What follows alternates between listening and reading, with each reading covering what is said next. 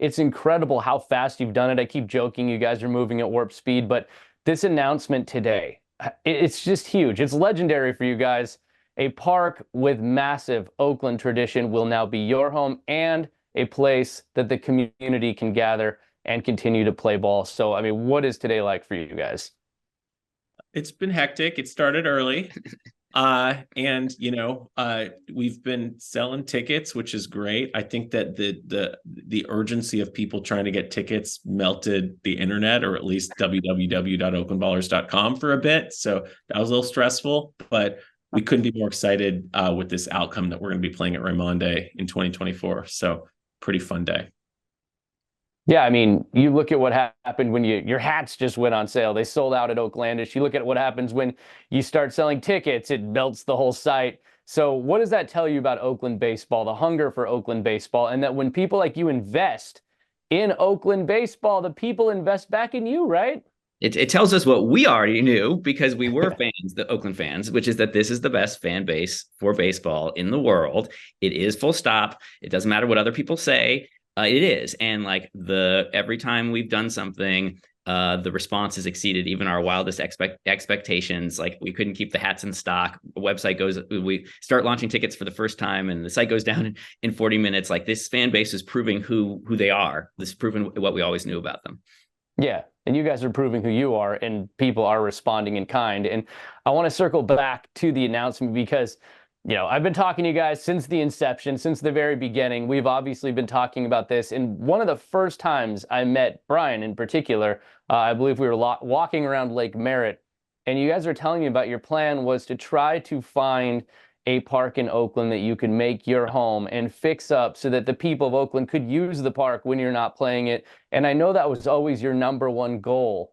And to see it come to fruition, it's just so exciting. So, I mean, tell me a little bit about the investment you're making. I believe it's $1.6 million, and that's a lot of money, but how you think that's going to impact the park and the whole area.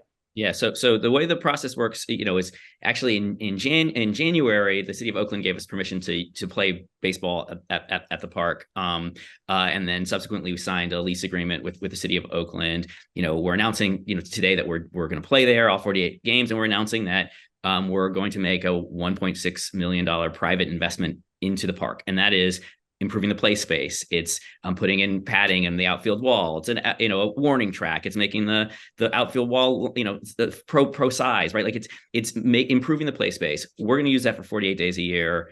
The community of Oakland gets to use it for the other 317 days. We want this to be the premier play space for kids playing baseball, playing softball. We're putting in a video scoreboard, and we talked to members of the community about having movie nights, right? Like this is an investment for us in the city of Oakland, the city that we love. The City Council of Oakland has to accept this gift, which they're going to do in an upcoming city council meeting. And then the way the playing experience is going to be is we're bringing in temporary infrastructure, sort of seating, temporary seating around that field. And so it'll be like outside lands, or it'll be like it'll be a temporary facility around that. And that's what it's going to be for year one. And we couldn't be more excited about it. Yeah, and I know you guys put in the work, like you hit the pavement. We talk about the city of Oakland accepting the gift. Yes, it's really easy for them to accept it when you're not asking for anything in return. You're just trying to do something good for them. And did I hear that you actually went door to door with Carol Fife, the council member of that district, and helped talk to the community and actually make sure that this thing would go well?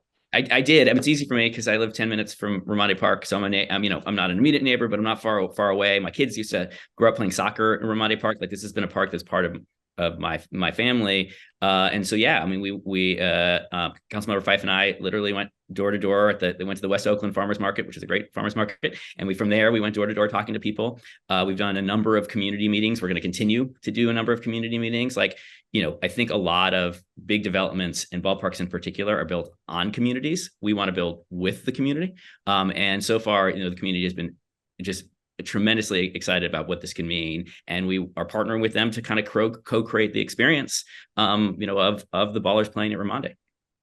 Yeah, and what do you think a game day is going to be like there? I mean, you're envisioning it. I've seen some renderings. I want to see some more renderings. Everyone wants more renderings, but what do you envision this like, transportation-wise, parking-wise, vibes-wise? I mean, just what are you excited to see when people congregate at this new home for the Ballers? I'm excited for the 68s to be drumming more than anything. Yeah.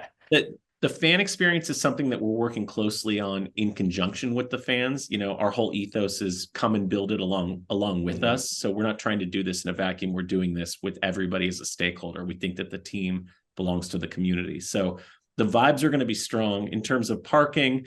You know, we've been engaging with some of the folks who own warehouses and buildings in the immediate area surrounding Raimondi Park about, you know, parking solutions, where we're actually in an hour, we've got a meeting with Barton AC Transit to sort public transportation routes.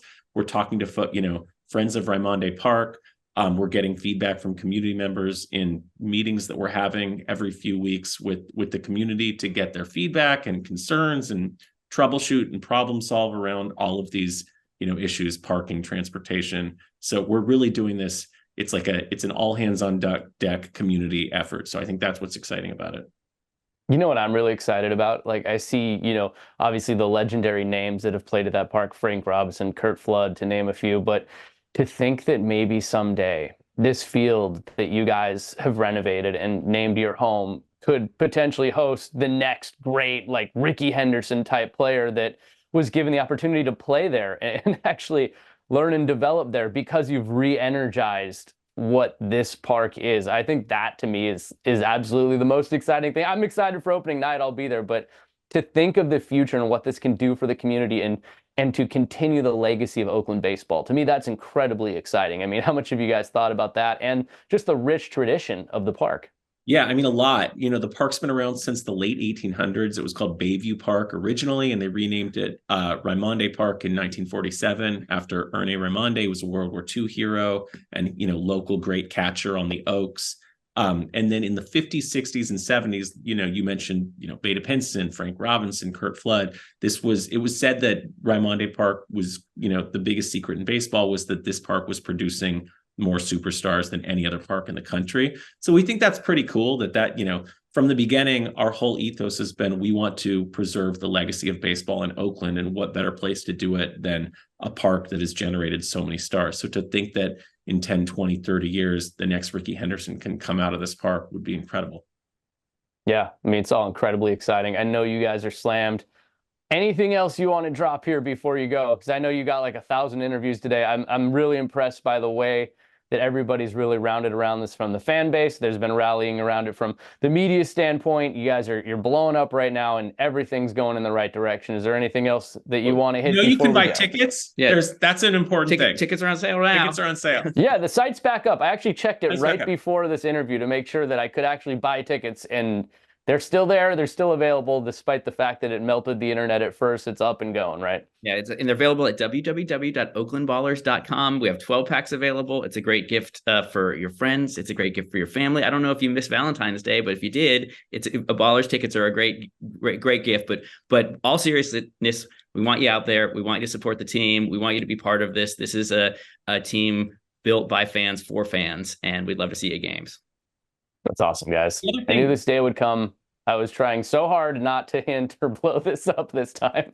So I'm just thrilled for you. I can't wait to see you out there. And, you know, now we're doing this on Zoom. I have to work really late tonight, but I do think that we should walk the park together. I'd love to just get out there and walk around the grounds with you guys and talk to you. 100%. We can walk with the renderings and show you where stuff's going to be. Let's do it. Do it.